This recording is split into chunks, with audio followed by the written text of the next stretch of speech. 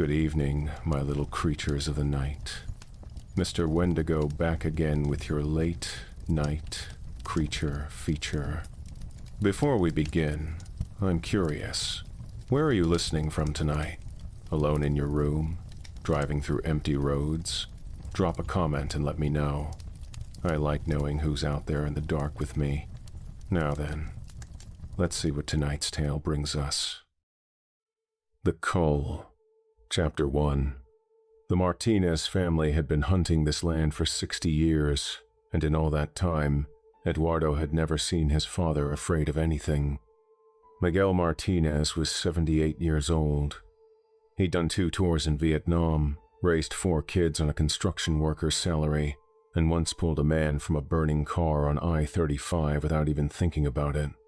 Eddie had seen his father stare down drunk bikers, corrupt cops, and a water moccasin that had gotten into the cabin one summer. He'd watched the old man field dress a buck in under 10 minutes, hands steady as stone even in the freezing November wind. He'd heard stories from his uncles about the things Miguel had done in the Mekong Delta, stories that made Eddie understand why his father never talked about the war. The old man didn't flinch, didn't hesitate, didn't know the meaning of the word fear. But something was different this year. They'd arrived at the lease just after noon, 3 trucks kicking up dust on the Caliche Road that wound through 2,000 acres of South Texas brush country. The land stretched out around them like something from another century, endless miles of mesquite and huisake and prickly pear, broken only by the occasional windmill or stock tank. The kind of country where you could drive for an hour without seeing another human being. Eddie drove the lead truck with his son Danny in the passenger seat, the boy's face lit by his phone screen as he tried to squeeze out one last text to his girlfriend before they lost signal.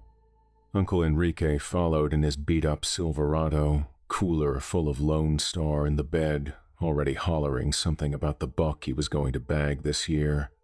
The man had been talking about a 12-point buck for 3 weeks straight, showing everyone the trail camera footage like it was his firstborn child. And bringing up the rear was Jesse Wade, Danny's girlfriend's brother. Invited along for the first time because the kid wanted to learn to hunt, and Eddie figured it couldn't hurt to get in good with the family his son might be marrying into someday. Miguel rode with Eddie, same as always. But he hadn't said more than 10 words the whole drive down from San Antonio.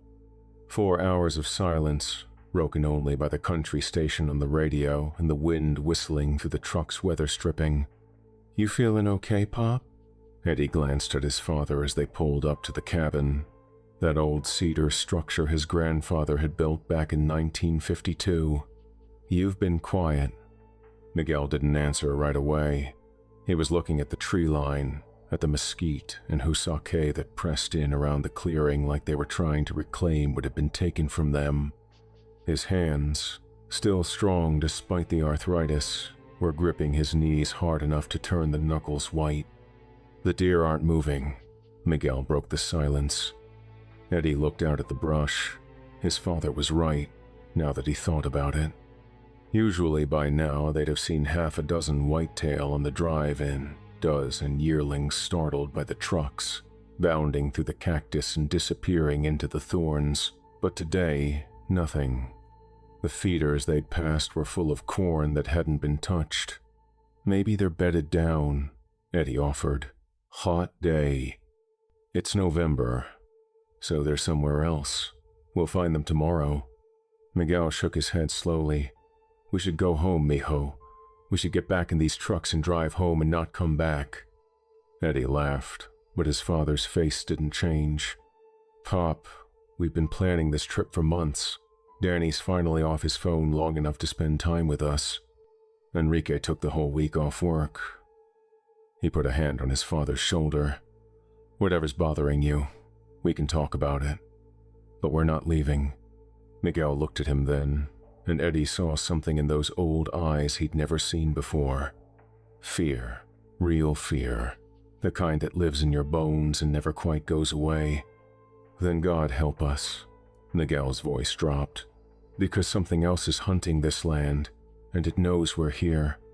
Eddie wanted to ask what he meant, but Enrique was already pounding on the window, grinning like a kid on Christmas morning, and the moment passed. They unloaded the trucks, same as every year. Coolers in the cabin, rifles on the rack, gear sorted, bunks claimed, propane checked.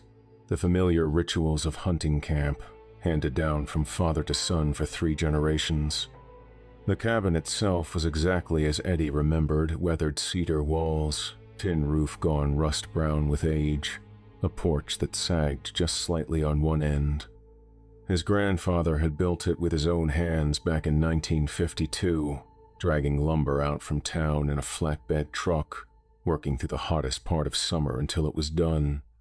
The old man had died before Eddie was born, but sometimes, sitting on that porch with a cold beer in his hand, Eddie felt like he could sense him, a presence in the walls, a memory in the wood. By the time they had the generator running and the first beers cracked, Eddie had almost forgotten about his father's warning. Almost. But he noticed that Miguel kept his rifle close, never letting it out of arm's reach even when he was eating. And he noticed that the old man's eyes never stopped moving to the windows, to the tree line, to the shadows that gathered in the brush as the sun began to set. He noticed the way his father's hands trembled slightly when he lifted his beer, the way his jaw stayed clenched even when everyone else was laughing. Something was wrong, something Eddie couldn't see or name, but could feel pressing in from the darkness outside. That first night, they sat around the fire pit behind the cabin, same as they'd done every year since Eddie was a boy. The fire crackled and popped, sending sparks swirling up toward a sky thick with stars. Out here, away from the city lights, you could see the Milky Way stretching across the heavens like a river of light. Out here, the universe felt bigger and older and full of things that didn't care about human beings one way or another. Enrique told jokes and cracked beers and did his impression of their mother that always made everyone laugh. Jesse asked questions about hunting, eager to learn, grateful to be included. Danny occasionally looked up from his phone to contribute a comment before diving back into whatever conversation he was having with his girlfriend. It should have felt normal. It should have felt like home. But Eddie couldn't shake the feeling that something was watching them from the darkness beyond the firelight. Every time the wind shifted, every time a branch cracked in the brush, he found himself reaching for his rifle. "You okay, Eddie?" Enrique asked, handing him another Lone Star. "You're jumpier than a long-tailed cat in a room full of rocking chairs." "I'm fine, just tired from the drive. Pop's got you spooked, doesn't he?" Enrique lowered his voice, glancing at their father who was sitting apart from the group, staring into the flames. "Don't let him get to you. The old man's been getting weird lately. Maria says it's probably early dementia." "Pop doesn't have dementia." "Then what? He's seeing monsters in the bushes?" Eddie didn't answer. He just looked at the tree line, at the absolute blackness beyond the reach of the firelight, and wondered what might be looking back. Chapter 2. The first morning hunt was a bust. Eddie sat in his blind for 4 hours, watching the feeder through his scope, waiting for deer that never came. The metal stand creaked beneath him in the morning breeze. His coffee went cold in its thermos. The sun crept higher and higher, burning off the mist that had settled in the low places, and still nothing moved in the brush. The corn sat untouched in the feeder, golden kernels scattered on the ground beneath it. The water trough hadn't been visited in days, maybe weeks, the surface covered with dust and dead insects in a thin film of green algae. Even the birds were scarce, just a few crows circling high overhead, black shapes against the gray November sky. Vultures, Eddie realized. Turkey vultures, riding the thermals, waiting for something to die. When he got back to the cabin around noon, the others had the same story. Danny had seen nothing.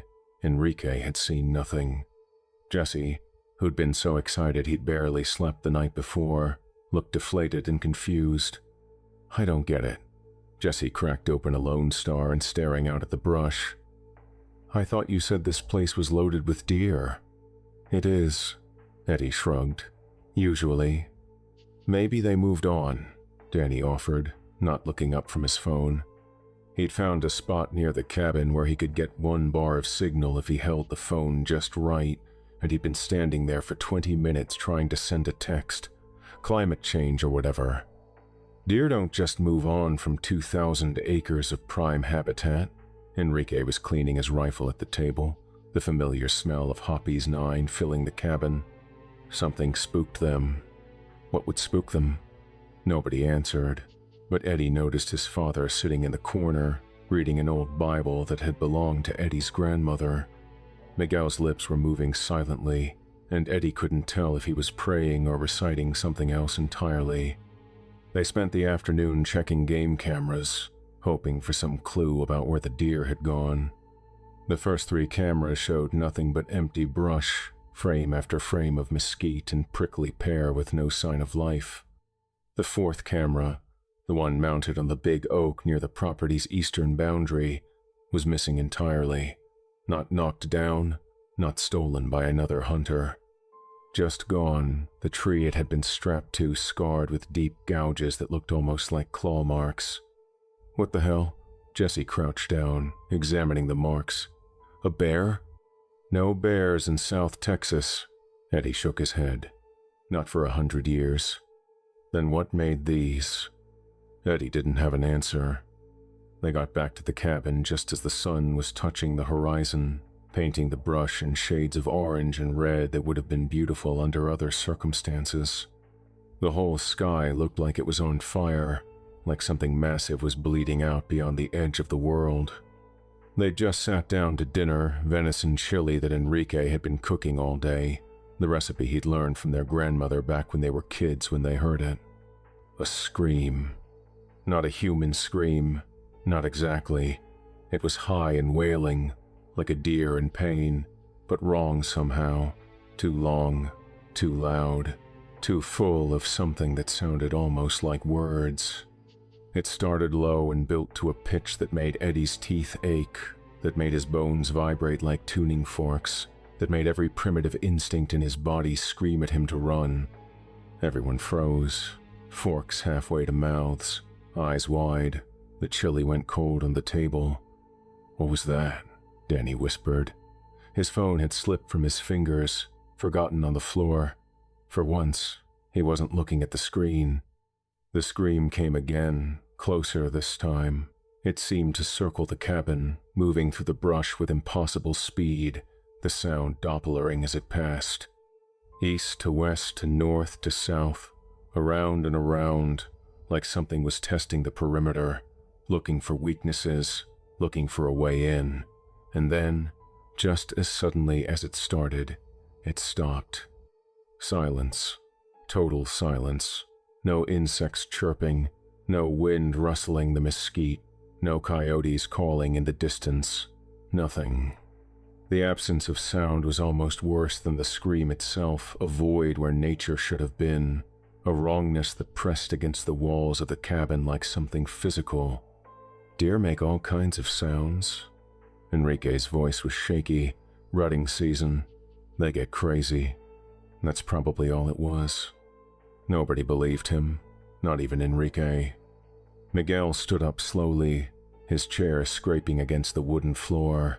He walked to the window and looked out at the darkness that had swallowed the brush. Nobody goes outside tonight. His voice left no room for argument. Not for any reason. Not until the sun comes up. Pop, come on, Eddie started. I'm not asking. Miguel turned to face them, and his eyes were hard as flint. Whatever you hear out there, whatever you think you see, you stay inside. You understand me? You stay inside and you don't open that door. Chapter 3. Jesse Wade disappeared the next morning. They'd gotten up at 5, same as always, groggy from a night of broken sleep and strange dreams. Jesse had volunteered to check the game cameras again, said he wanted to see if anything had shown up overnight. Eddie had told him to take the ATV, stick to the trails, be back in an hour. That was at 5:30. By 7, Eddie was worried. By 8, he was scared. By 9, they went looking. They found the ATV first, parked at the base of the big oak where the camera had gone missing. The keys were still in the ignition. The engine was cold. Jesse's rifle was leaning against the front tire, unfired, like he'd set it down to do something and never picked it back up. "Jesse!" Enrique cupped his hands around his mouth and shouted into the brush. "Jesse, you out there?" No answer, just the wind moving through the mesquite, making the branches creak and sway. They spread out, searching in a widening circle around the ATV. Danny found the first boot about 50 yards into the brush, sitting upright in the middle of a game trail like someone had placed it there deliberately. A single boot, standing straight up, as if Jesse had simply stepped out of it and walked away barefoot into the thorns. Eddie found the second boot another 20 yards further. Same position, same careful placement. Both boots were full of blood, dark, thick, already congealing in the November chill. The blood had soaked into the leather, had pooled in the soles, had dripped down to stain the caliche beneath, but there was no body, no drag marks, no tracks leading away except for Jesse's own footprints, which stopped abruptly about 10 feet past the second boot, like he'd simply ceased to exist, like he'd been plucked off the earth by something that hadn't bothered to touch the ground. Eddie bent down and picked up the second boot with trembling hands. It was heavy, heavier than it should have been, heavier than a boot had any right to be. The blood inside was still warm. He could feel it through the leather, could feel the fading heat of a life that had ended maybe 30 minutes ago. Jesse had been alive, standing right here, breathing and thinking and wondering what the hell was happening, and now he was just gone. "I'm going to be sick."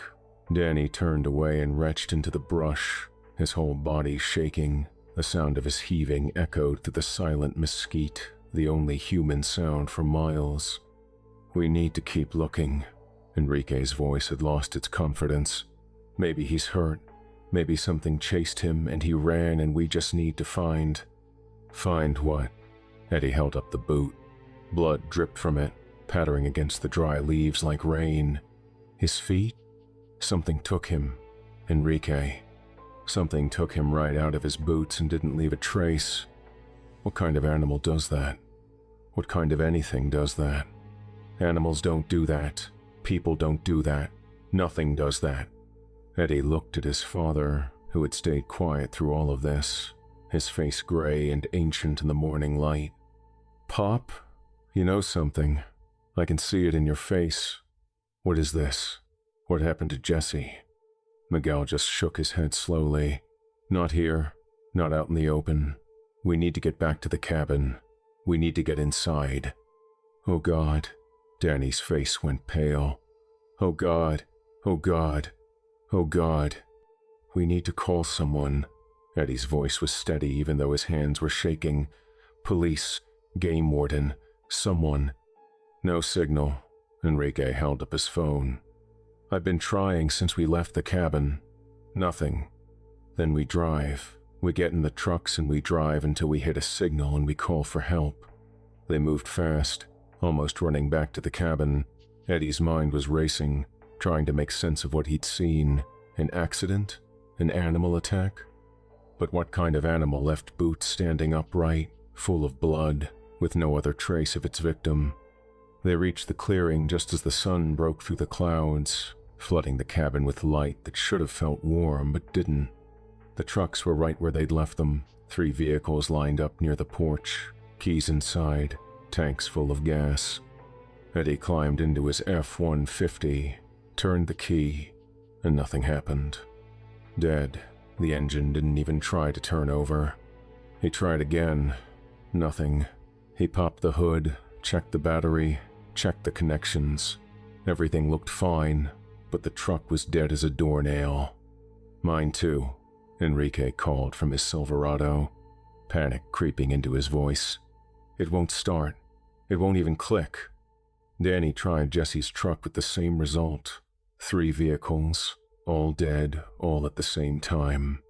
"That's not possible," Eddie was talking more to himself than anyone else. Batteries don't just die like that. Not all at once. Something chewed through the wires. Miguel's voice was quiet. He was crouched near the front of Eddie's truck, pointing at something underneath. All of them. Every truck.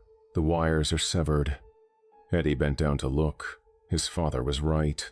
The wiring harness had been torn apart, not cut but shredded, like something with very sharp teeth had methodically destroyed anything that would let the vehicles run. They were 40 miles from the nearest town. No vehicles, no cell signal, no way to call for help.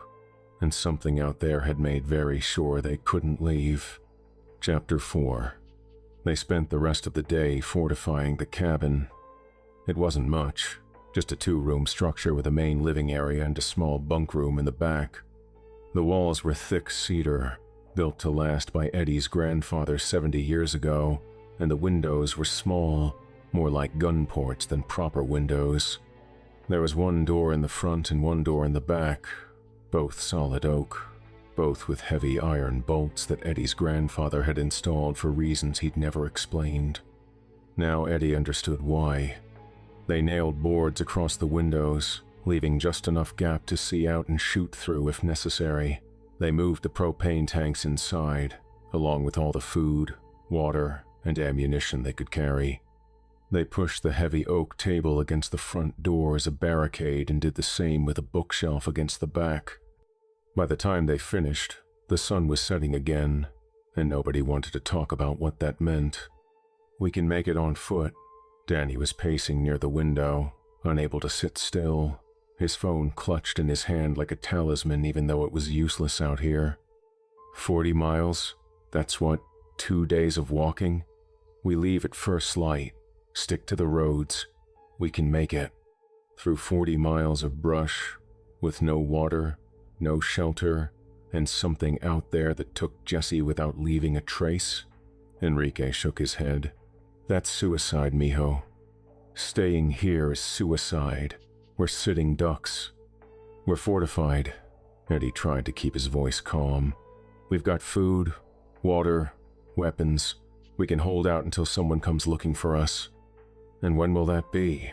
A week? 2 weeks? Nobody even knows we're here." "Your girlfriend knows," Eddie pointed out.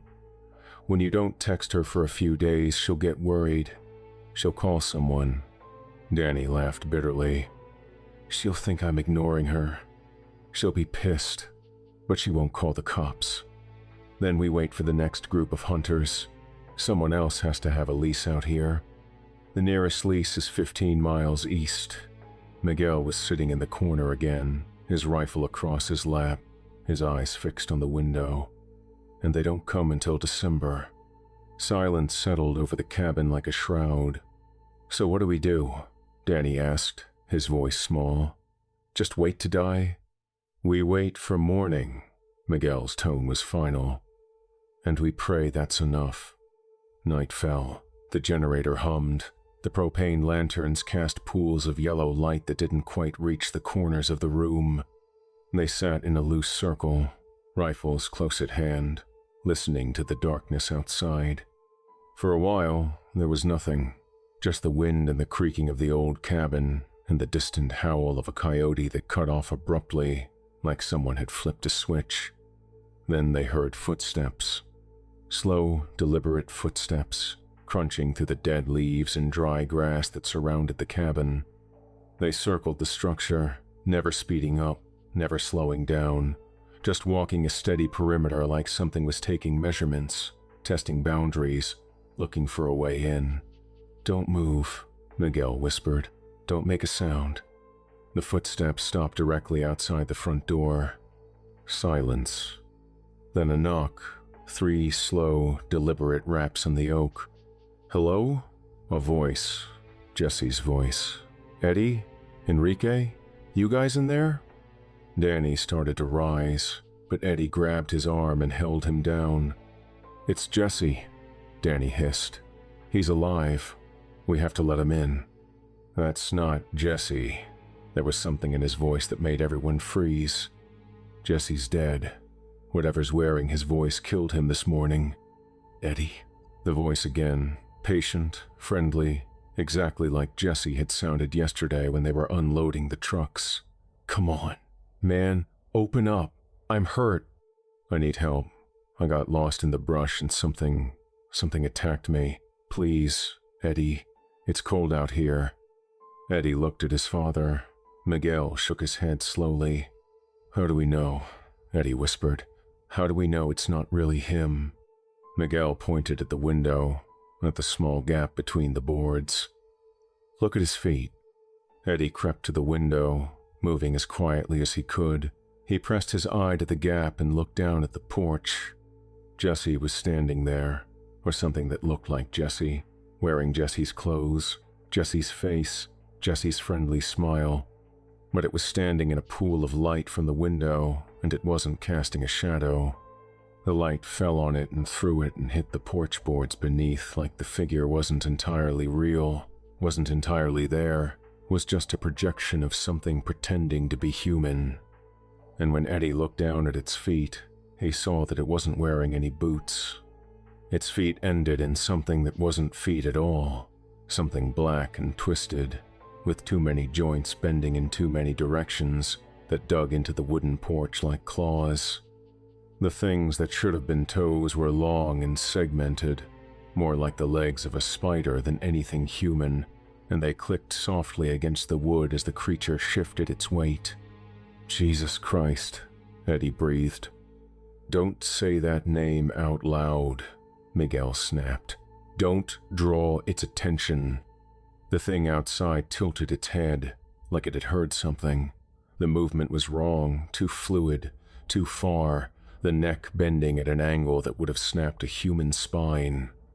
A full 90 degrees to the side, then further still, until the head was nearly upside down and the smile was a frown and the eyes were watching Eddie from an angle that made his brain hurt to process. Its eyes, which had looked like Jesse's eyes from a distance, caught the light from the window and reflected it back like a cat's eyes, like an animal's eyes, yellow and flat and hungry. The pupils were wrong too, vertical slits instead of circles, pupils that dilated and contracted as it watched him, pupils that seemed to drink in the light rather than reflect it. "Eddie," it said, and now the voice was different, layered, like multiple people speaking at once, slightly out of sync. Men and women and children, old voices and young voices, all braided together into something that almost sounded human but wasn't. Voices that Eddie almost recognized, voices from his past, from his memories, from the deep places where nightmares lived. "I know you're in there, Eddie. I can smell you. I can smell all of you." A pause. A wet, clicking sound that might have been laughter. "I can smell your fear, Eddie. It's delicious. Like honey. Like wine. I've been waiting so long to taste Martinez fear again." Eddie's blood ran cold. Again. It had tasted his family before. It had been here, doing this, for longer than he'd been alive. "Let me in, Eddie. It's so cold out here.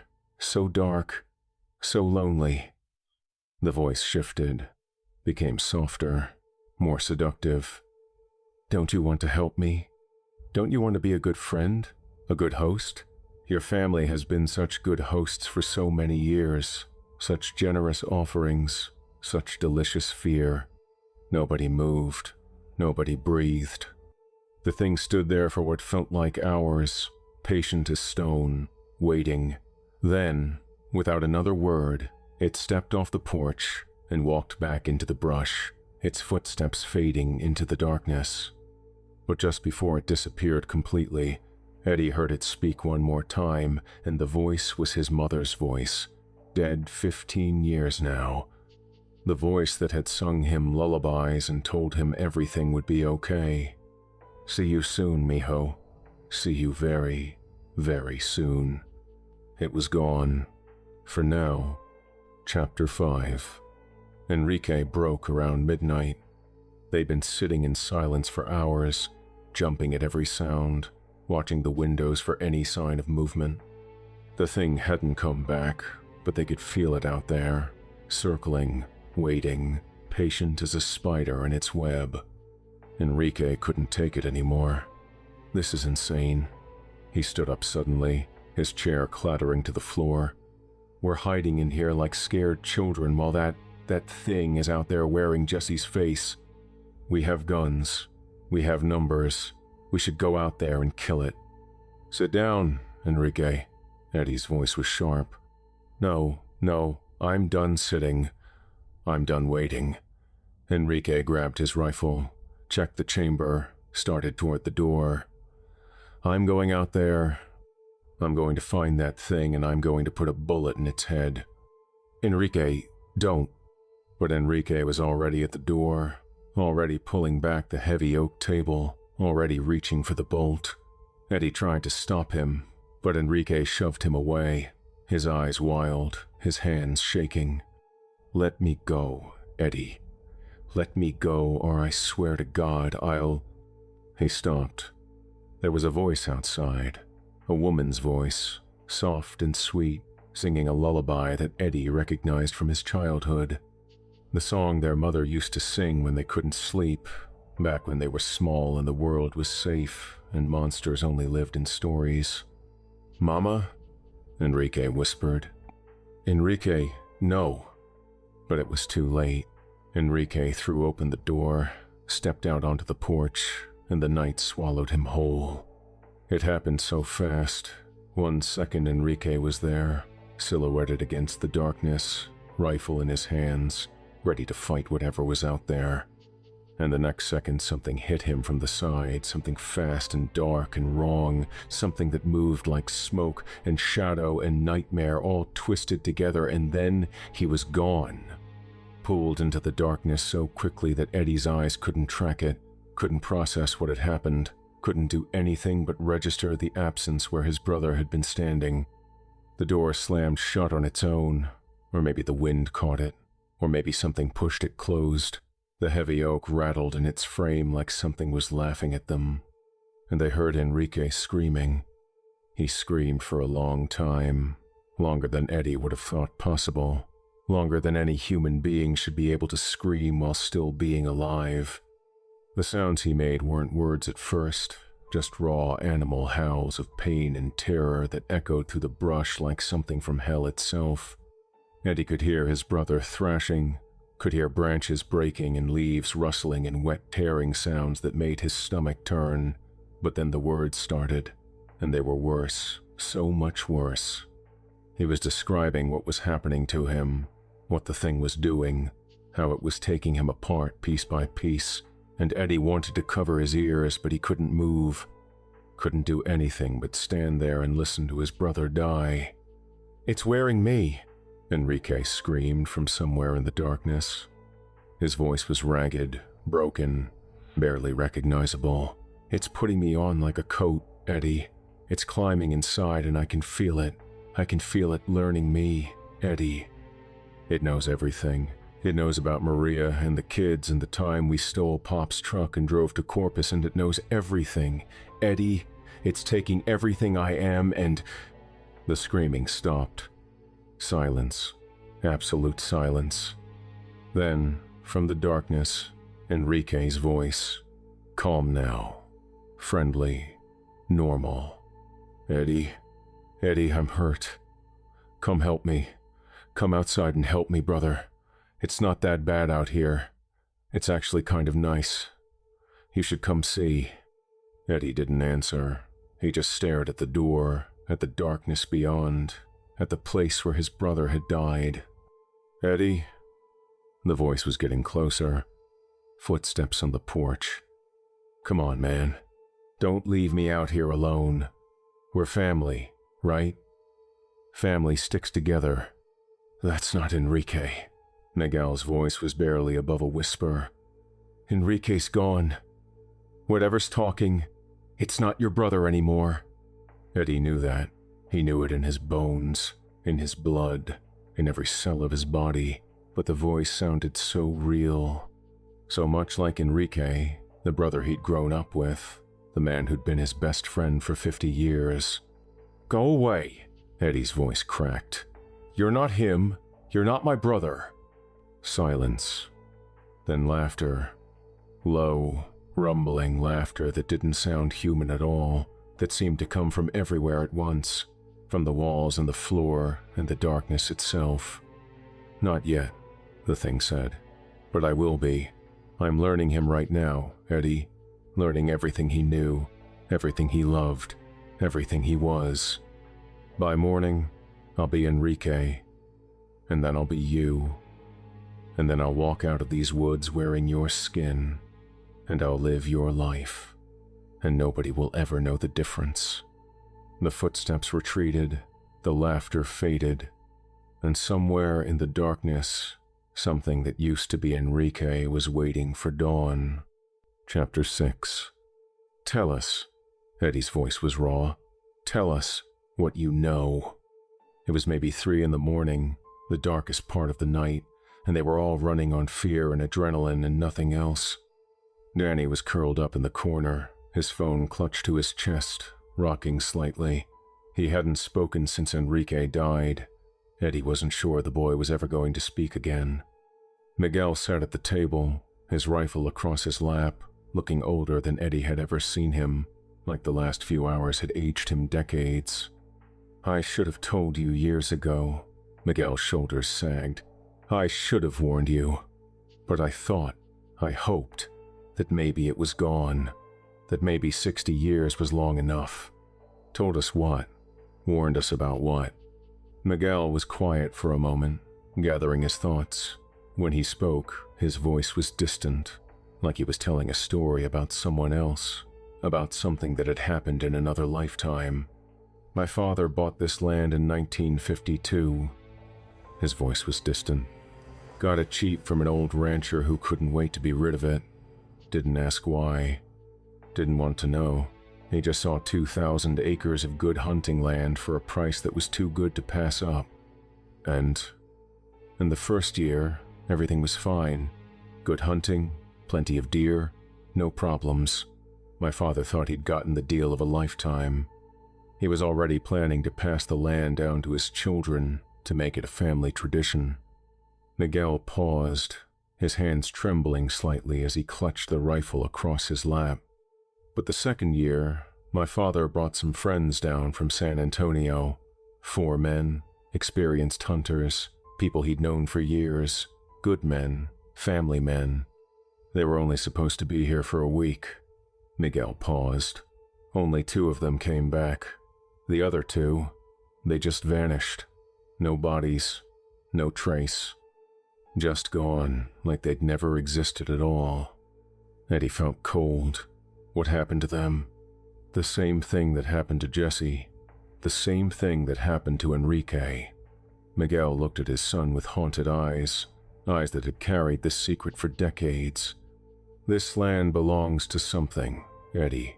Something old.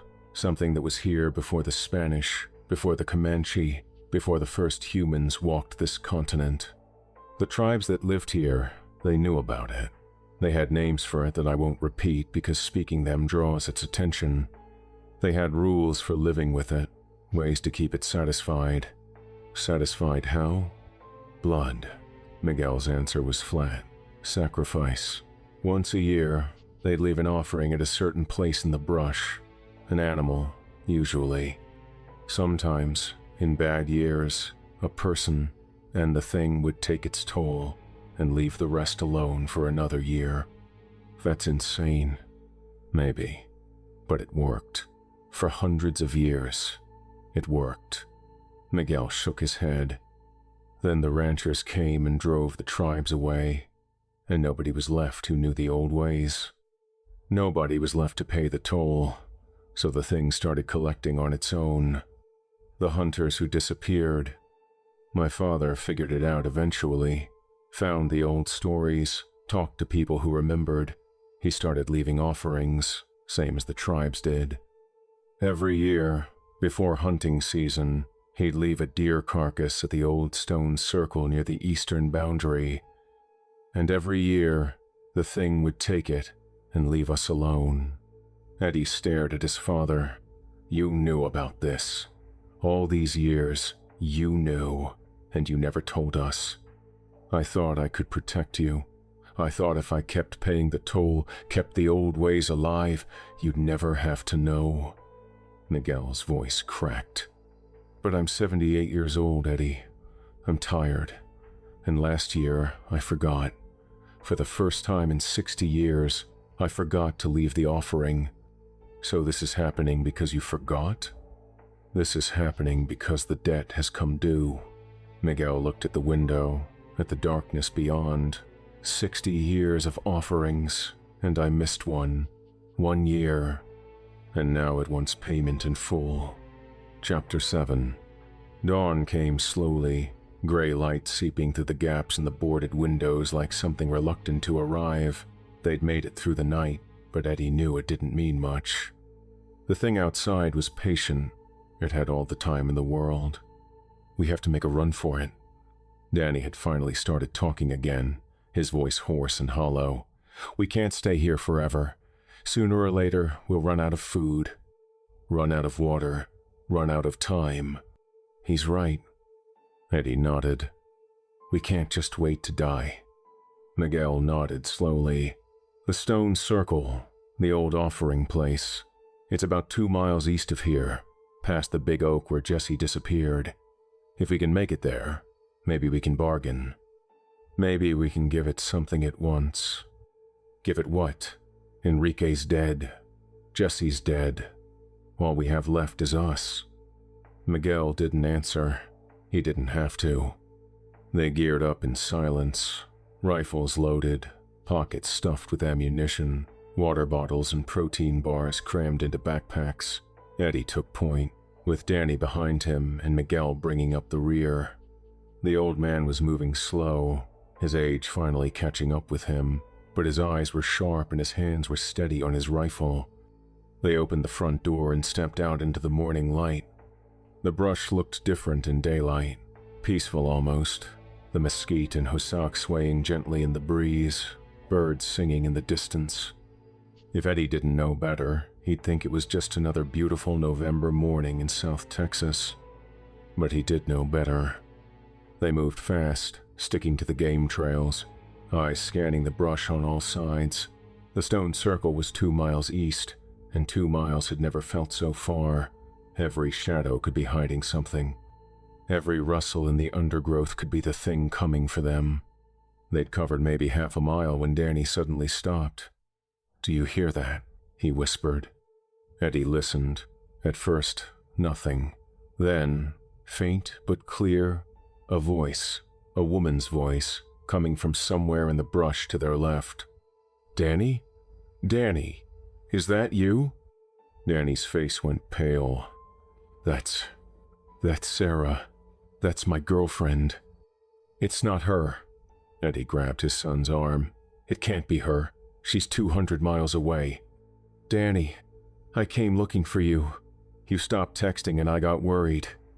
Danny, please, I'm lost. I'm scared. Help me." The voice was getting closer, and it sounded exactly like the girl Eddie had met at Christmas dinner last year, the sweet nursing student who made his son so happy, who was probably sitting in her apartment in Austin right now wondering why Danny hadn't called. "It knows things," Danny breathed. "It knows her voice. It knows things only she would know." "Danny, baby, remember what you said to me at the lake? Remember what you promised? Please, Danny, I need you." Danny took a step toward the voice. "Don't." Eddie's hand shot out. "But what if it's really her? What if she really came looking for me and now she's lost and it's not her?" Eddie grabbed his son by the shoulders, forced him to meet his eyes. "Listen to me. That thing killed Jesse. It killed Enrique. It's going to say whatever it needs to say to get you to come to it. You have to be strong. You have to stay with us." Danny was crying now, tears streaming down his face. "I can't, Dad. I can't just leave her out there." "Danny, please." The voice was so close now, maybe 50 feet away, hidden somewhere in the mesquite. "Please help me. Something's out here. Something's hunting me. I can hear it moving in the brush, and I'm so scared, Danny. I'm so scared. We keep moving. Miguel's voice was hard. Now, before it gets any closer. They ran. Eddie practically dragged Danny, the boy stumbling and sobbing, reaching back toward the voice of the girl he loved. Behind them, the voice changed, shifted, became something angry and raw. You can't run forever, Danny. I'll find you. I'll find all of you. And when I do, I'll wear your skins and walk out of these woods, and nobody will ever know. Nobody will ever know. The voice dissolved into laughter, that same inhuman sound they'd heard the night before, and then it was gone. Just the wind and the brush and the pounding of their hearts as they ran toward the stone circle, toward whatever slim hope remained. Chapter 8. They found the stone circle just before noon. It was ancient, older than anything Eddie had ever seen, older than the Spanish missions, older than the pyramids of the Aztecs, older than any human construction he could imagine.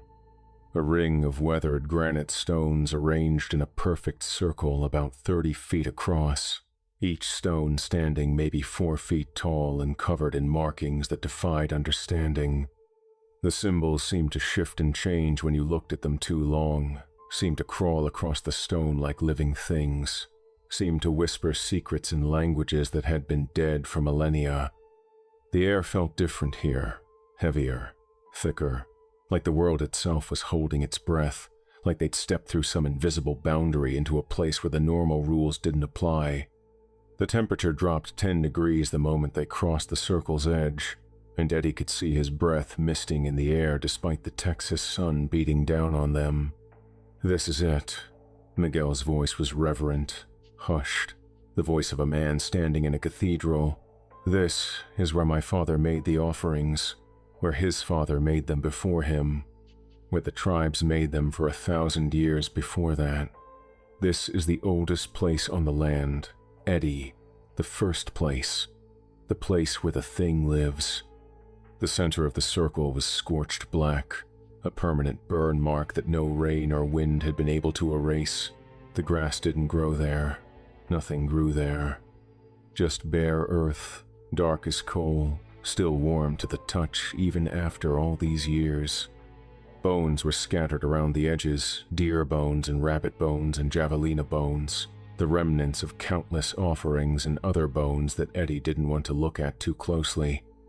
Bones that were too big to be animal, bones that had teeth marks on them. So what do we do? Danny's voice was steadier now, the terror of the morning hardening into something like determination, maybe acceptance. Maybe the realization that there was no going back, that the only way out was through. How do we make it stop? Miguel was quiet for a moment, staring at the scorched earth in the center of the circle. Then he unslung his rifle and handed it to Eddie. You take Danny and you run. The old man unslung his rifle. Head west. There's a ranch about 15 miles that direction. If you move fast, you can make it before dark. Pop, what are you talking about? I'm talking about paying the debt. Miguel stepped into the circle, his boots crunching on the ancient bones. 60 years of offerings. I missed one, and now it wants blood. Human blood, the old way. No, Eddie grabbed his father's arm. No, we'll find another way. There is no other way. Miguel gently removed Eddie's hand. I'm 78 years old, mijo. I've lived a good life. I've seen my children grow up, seen my grandchildren born. I'm ready. I'm not ready. I'm not ready to lose you. You lost me the moment I forgot that offering. This has been coming for a year now. I felt it. Miguel put a hand on Eddie's cheek, the same way he'd done when Eddie was a little boy afraid of the dark. Take care of your son. Take care of your family. And remember the old ways. Even if you don't believe in them, some debts have to be paid. Pop, please. Go, now, while you still can. Miguel walked to the center of the circle, to that ancient burn mark, and knelt down. He pulled out his grandfather's rosary, the one that had been in the family for 4 generations, and began to pray in a language Eddie didn't recognize. Spanish mixed with something older, something that predated the conquistadors, words that seemed to resonate in the stones themselves. The air grew heavy. The shadows at the edge of the clearing seemed to deepen, to solidify, to take on shapes that Eddie didn't want to look at directly. Something was coming. Something had heard Miguel's prayer and was answering. "Pop," Eddie whispered. "Pop, please. There has to be another way." Miguel looked up at him, and for just a moment, the fear was gone from his face. He looked peaceful, resolved, ready. "Take care of your son, mijo. Take care of your mother. And remember me. Remember all of us, the ones who paid the price so the family could continue. I'll remember. I'll always remember." "Good," Miguel smiled, and it was the same smile Eddie remembered from his childhood, from Little League games and birthday parties, and all the moments that had made up their lives together. "Now go. Run, and don't look back."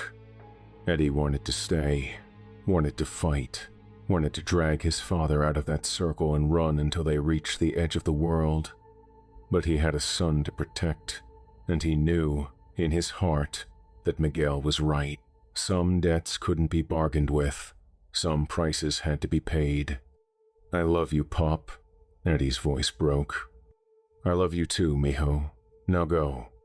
Eddie grabbed Danny's arm and they ran, west, toward the ranch, toward safety, toward a world that didn't have monsters in it. They ran until their lungs burned and their legs ached and the stone circle was far behind them. They were maybe a mile out when they heard Miguel scream. Eddie stopped, turned. He could see the stone circle in the distance, could see something rising from it, something dark and vast and terrible. His father's scream went on, a sound no human throat should be able to make, and then it stopped with a wet, sudden finality. Then silence. Then the wind, carrying something that might have been his father's voice, or might have been something wearing it. "Thank you, Miguel. It's been so long since I've tasted Martinez blood. So very, very long." Eddie turned away and ran. He grabbed Danny and they ran together, father and son, toward the western horizon, toward the fading hope of survival. Behind them, something laughed. Chapter 9. They made it to the ranch just before sunset. 15 miles of brush and cactus and terror, running until they couldn't run anymore and then walking, stumbling, crawling toward the distant promise of safety. Eddie's feet were blistered and bleeding. Danny's face was sunburned and streaked with dried tears, but they were alive. Against all odds, they were alive. The ranch house appeared like a mirage, a low adobe structure surrounded by cattle fencing and old windmills. The wind pump creaked in the afternoon breeze, a lonely mechanical sound that somehow felt like the most beautiful thing Eddie had ever heard. There was a truck in the driveway, lights on in the windows, signs of life and civilization that felt almost alien after what they'd been through, smoke rising from the chimney, a dog barking somewhere behind the house, normal things, human things. An old rancher met them at the door, took one look at their faces, and ushered them inside without a word. He gave them water, food, a phone to call for help. Within an hour, the sheriff was there, then the state police, then a helicopter that would take them back to San Antonio. Eddie told them everything. The disappearances, the sabotage trucks, the thing in the night. They nodded politely, made notes, exchanged looks that said they thought he'd lost his mind from dehydration and stress. They classified Jesse and Enrique as missing persons, Miguel too. They'd send a search party in the morning. Eddie knew they wouldn't find anything. The land kept what it took. They airlifted him and Danny to a hospital in San Antonio, treated them for exposure and exhaustion, kept them overnight for observation. Eddie called his wife, told her most of the truth, held the phone while she cried. He called Enrique's ex-wife, Jesse's parents, started the long process of explaining the unexplainable. By morning, they were cleared to go home. Eddie signed the discharge papers while Danny waited in the lobby, staring out the window at the city beyond. His son had barely spoken since they'd reached the ranch, just one-word answers and long silences. Eddie figured the boy was in shock, figured he needed time to process what they'd been through. "Ready to go?" Eddie asked, putting a hand on Danny's shoulder. Danny turned to face him, and something was wrong. His eyes were different, not the color or the shape, but something behind them, a coldness that hadn't been there before, a patience that didn't belong in a 19-year-old's gaze, a depth that went down and down and down into something ancient and hungry and utterly inhuman. "Ready," Danny smiled. Eddie felt ice in his veins, his heart stuttered, his breath caught in his throat. "Danny," he started, and his voice sounded strange to his own ears, thin and distant and afraid. "What's wrong, Dad?" The smile widened, too wide, just a fraction of an inch too wide for a human face. "You look like you've seen a ghost." Eddie looked down. The morning sun was streaming through the lobby windows, casting long shadows across the tile floor. His own shadow stretched out behind him, dark and solid and real. The chairs cast shadows. The reception desk cast shadows. The nurses walking past cast shadows. Everything in the hospital cast shadows, because that's what solid things did when light hit them. That was physics. That was reality. That was the way the world worked. Danny wasn't casting one. Where his shadow should have been, there was just empty floor, clean tile, nothing. The light hit the thing wearing his son's face and passed right through, like Danny wasn't entirely there, like he was just a projection, an illusion, a very convincing mask worn by something that didn't exist in quite the same way humans did. "No," Eddie whispered. "No, no, no." "Shh, Danny," or the thing wearing Danny, put a finger to his lips. The gesture was wrong somehow, the finger bending at an angle that didn't quite match human anatomy, bending backward just slightly at the first knuckle in a way that made Eddie's stomach turn. "Don't make a scene, Dad.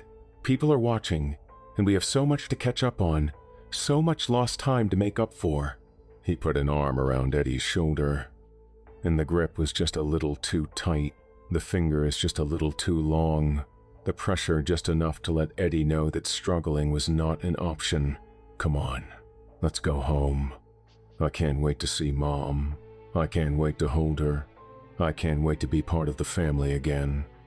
Eddie couldn't move, couldn't speak, couldn't do anything but let the thing that used to be his son guide him toward the exit, toward the car, toward a future that stretched out before him like a nightmare without end. When had it happened? During the night at the cabin? During the run through the brush? Or at the stone circle, when he turned away from his father and run, leaving his son alone for just a moment in that place of ancient power? It didn't matter. It was done now. His son was gone, and something else was wearing his face, and Eddie was going to spend the rest of his life pretending not to notice. Behind him, barely audible over the hospital noise, he heard something that might have been Danny's real voice, trapped somewhere deep inside that stolen body, screaming for help. But only for a moment. Then it was gone, swallowed by something vast and dark and patient. And Eddie walked on. Chapter 10. They drove home in silence. Eddie kept his hands on the wheel, his eyes on the road, his mind carefully blank. If he thought too hard about what was sitting in the passenger seat, what was wearing his son's face and his son's clothes and his son's memories, he would start screaming and never stop. The highway stretched out before them, flat and endless, the same road Eddie had driven 1,000 times before, San Antonio to the south, growing closer with every mile. Home, family, everything he'd spent his life building. And now a monster was coming to live in the middle of it all. The thing that looked like Danny made small talk, asked about Mom, about how she'd been holding up since they left. Asked about the dog, a golden retriever named Biscuit that Danny had picked out as a puppy 10 years ago. Asked about Christmas plans and New Year's resolutions and all the normal things a normal son would ask his normal father after a normal hunting trip gone wrong. Eddie answered in monosyllables. Yes, no, fine, okay. His hands were shaking on the wheel. He could feel the thing watching him, studying him, learning how to be Danny by watching how Danny's father reacted to Danny. It was gathering data, building a performance, perfecting the disguise it would wear for the rest of Danny's natural life. "You're quiet, Dad," the thing observed, its voice pitched perfectly to match Danny's concerned tone. "You've been through a lot. We both have. But it's going to be okay now. We made it out. We survived." Eddie didn't respond. What was there to say?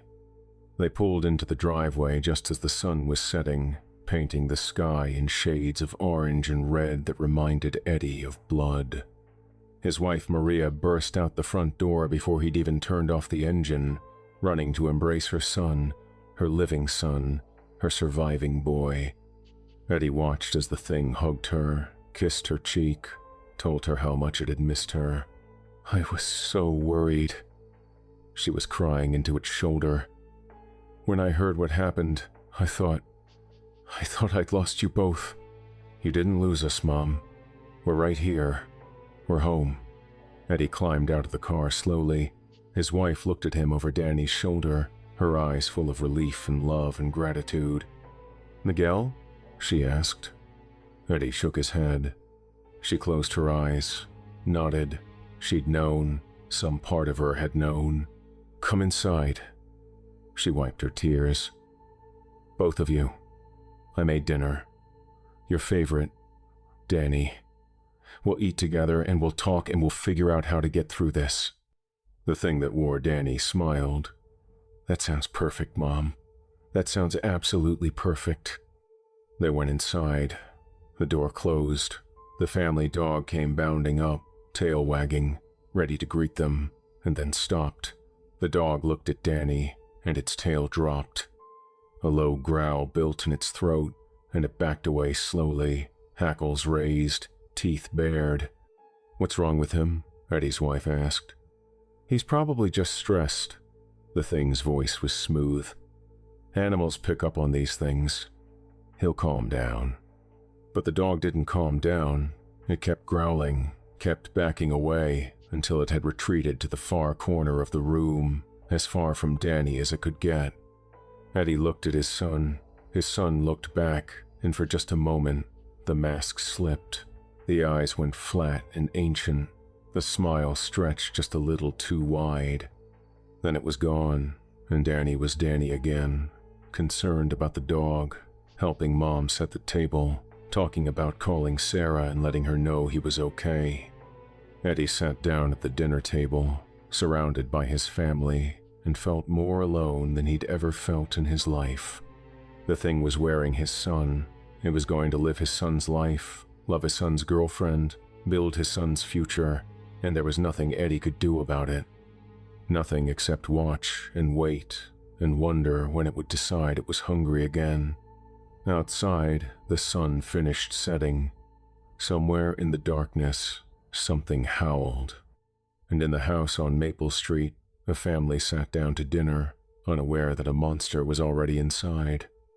Well, boys and ghouls. That wraps up another terror-ific tale from the vault. Ooh, that one was nasty, kiddies. A classic Skinwalker story with all the trimmings. Voice mimicry, stolen skins, and that beautiful, beautiful ending where the monster wins. The thing wearing Danny is going to live his whole life, love his girlfriend, hug his mother, and nobody will ever know the difference. Except maybe the dog. Animals always know, don't they? They can sense when something's wrong, when the person standing in front of them isn't really a person anymore. Smart creatures. We should listen to them more often. Makes you think, doesn't it?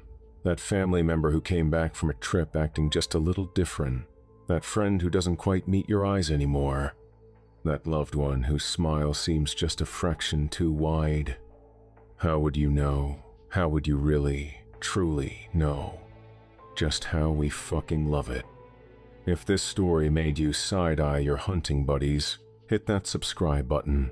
New creature features drop every single day at 8 p.m. Central, and tomorrow's tale goes somewhere even darker. Leave a like if you're never going to a hunting cabin again, and drop a comment. You ever been out in the wilderness and felt like something was watching you? Something that knew your name before you spoke it? I'm always hungry for the next nightmare. Remember, when something calls to you from the darkness, using a voice you love, don't answer. Don't go to the door. Don't trust your eyes or your ears or your heart. Because skinwalkers don't just kill you, they become you.